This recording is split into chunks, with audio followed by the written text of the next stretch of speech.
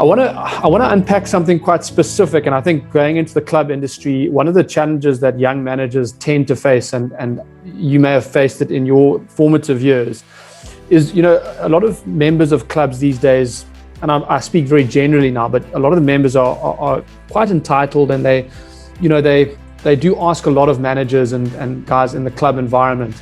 Some of them are really relatively amicable, others are quite sort of to the point and direct.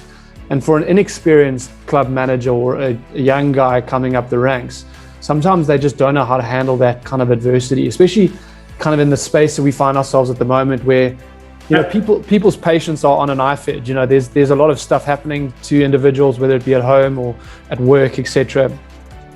And I was wondering if I could pick your brain on that, because I think there's a wrong way and a right way to deal with adversity. What was your kind of approach as you grew up? I mean, you would have been thrown many curveballs, as you alluded to earlier, but what was your approach to dealing with the things that didn't quite go your way, and kind of trying to get back on the horse again, as it was? I think you're actually being kind. I think at times it can be very confrontational. Certainly in my experience. I think when I think back on this, and it's kind of, as a leader of an organization, you want to make sure that the people that work with you understand, what can and cannot be done within the environment that you're in, right? So all clubs, all organizations have guiding principles, have a set of rules, have a set of norms that people are expected to behave within. At Congressional, it was called a constitution, it was bylaws, it was house rules. You really didn't have to invent stuff, right? It was there, it was written down.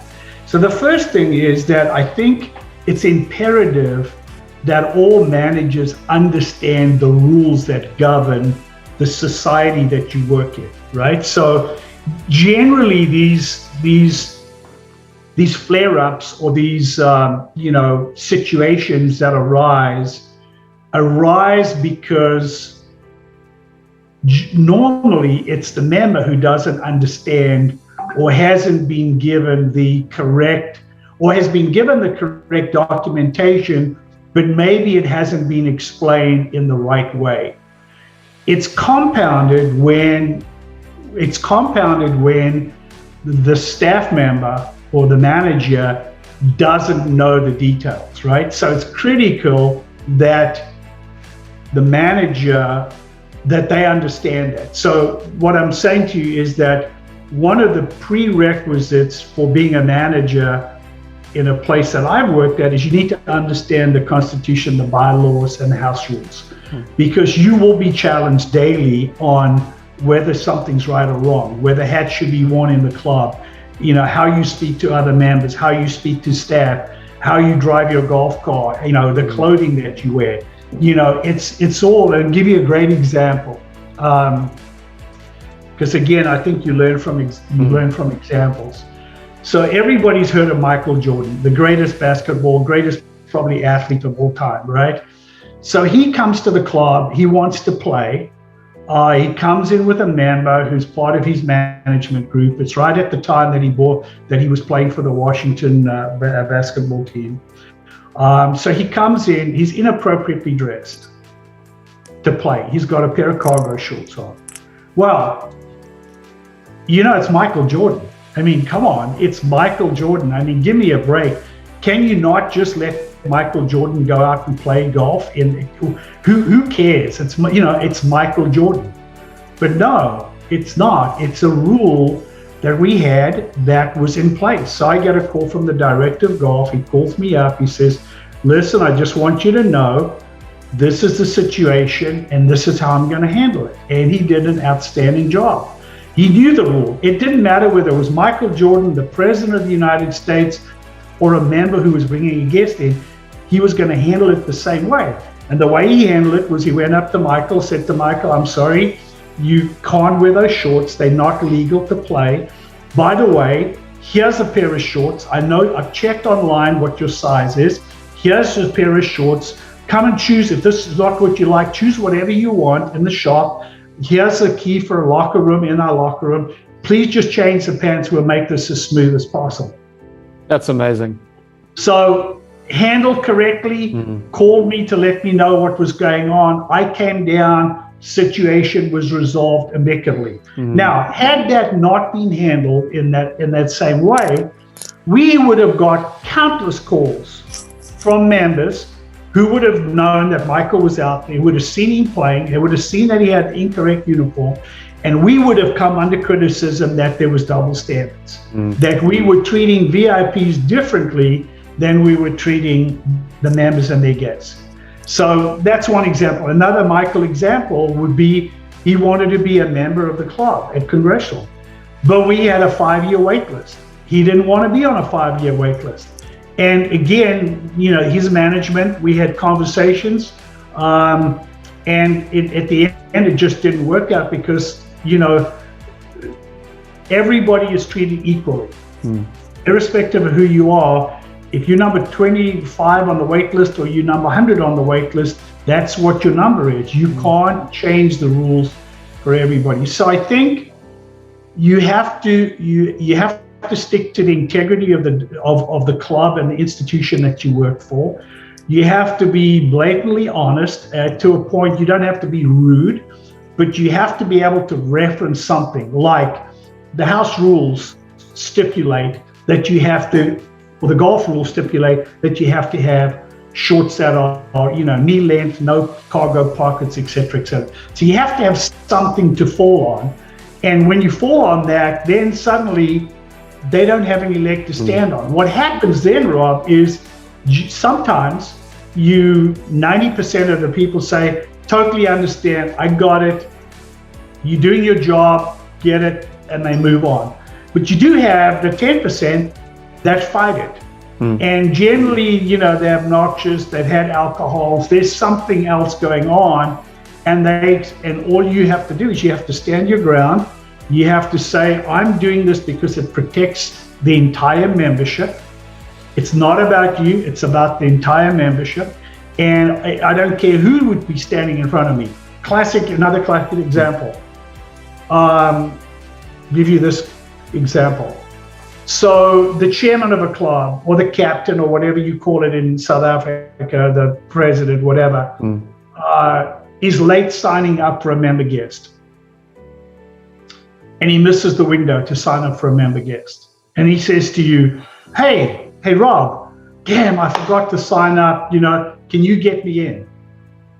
What's the answer? The answer is no. And the answer is no, because I'm protecting you. Yeah. If the membership found out that you forgot and that I put you in, it's going to come back not only to haunt me, but it's going to come back to haunt you. And when you have that conversation, it's suddenly a different conversation, right? So I think those are the things. The other thing I wrote down when I read your question is the importance of communication. And we've talked a little bit about this in our previous conversation. Communicate. When you think you've communicated enough, communicate. I don't believe in a membership or in an environment you could ever communicate enough. I just don't believe. I just don't believe. There's so many forms of communication. You have to communicate to the point of over communicating. And some say that's kind of covering your backside. I think the more you communicate, the more chance you have of it going in. Sure. You have to constantly let people know. You have to communicate with them.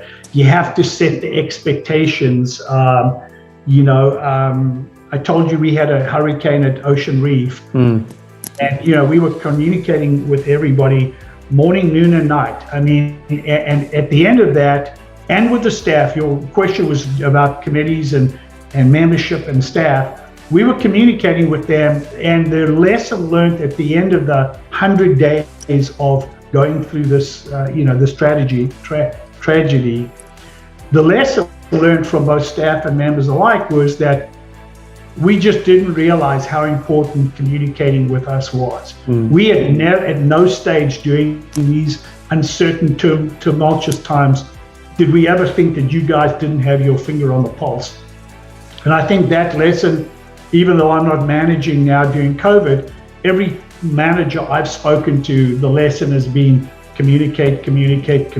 So I think that would be the other. Mike, I wanted to go back just quickly to your director of golf at Congressional. I'm absolutely amazed by how he handled that situation. And the reason why I wanted to ask you about him is, I think he innately understood the need to have consistency in the rule, but he also understood what Michael was actually also needing, which was that sense of significance that made him not feel, stupid or not valued as the player that he is, the person that he is. And by offering that, the fact that he went to go and research the waist size and the pants and things like that, he brilliantly showed that significance to Michael. So my question is this: is that just the person that he always was? Is that something that you kind of try to instill in him as his leader? Or was it a bit of a combination of both with that particular individual? So this guy's been a very close friend for a number of years. I took him from Congressional with me to Ocean Reef, and then when I left Ocean Reef, I helped move him on to probably one of the largest golf positions in the world at Desert Mountain. A guy called John Lieberger, super nice guy.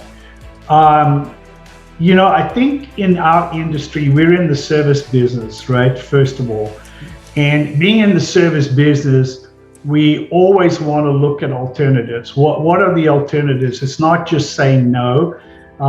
As we all know, recovery is 90% or 100% of solving a problem, right? How do you recover? You're going to make mistakes. Things are going to happen. Things are not going to go the way you want them to go. How do you recover is critically important. So John always knew, and I think for most managers, the senior leadership have to know that you've got their back, have to know that he was making the right decision, and he was giving the person alternatives.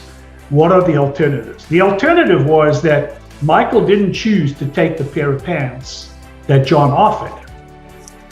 So there's more to the story, but he chose not to do that. But he made a decision that got us all to a place where we all felt very comfortable. He put on a pair of rain pants over the cargo pants, which and again, one of the things that he's obviously such a strong Nike guy. That was part of his deal. But John knew when he made that decision that not only was he making the decision, but I had his back, the board had his back, the membership had his back. So I think, I don't want to say it was an easy decision, because having that conversation is never easy. I don't care who you're talking to. It's not easy to go up and let somebody know that what they're doing is not how we do things at a certain place. I think, Mike, you kind of answered it brilliantly there, in the sense that the battle was almost won or lost before the conversation started, in the sense that, John obviously felt a certain degree of support. He knew that he could make a decision to a point, albeit that he also let you know at the same time, but that he felt like he was entitled to add value and to provide alternatives, etc., rather than be fearful of a potential outcome.